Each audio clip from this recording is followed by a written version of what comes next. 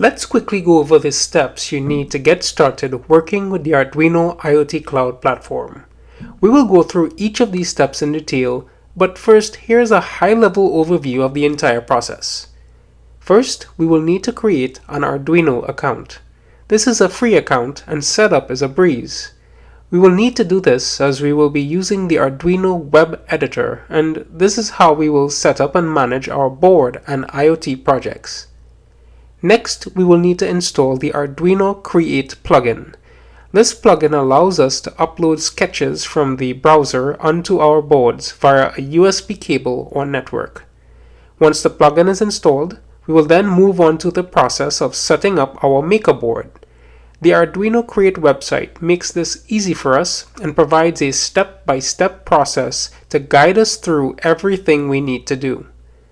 Finally, once our board is set up, we can then jump in and start building our Arduino Cloud IoT projects. Just a general note to be aware of. As we progress through the course and we walk through various web browser screens, there is a possibility that the screens may have changed as updates may have occurred. The general concepts should remain the same, however, and you should easily be able to follow along. Things may have moved around a bit, but if you look around the screens, you will find the settings and options we discuss. Also note that I have recorded this course when the Arduino IoT Cloud was released in beta mode, so changes, tweaks, and updates are possible as the platform goes into general release, which may make screens look slightly different.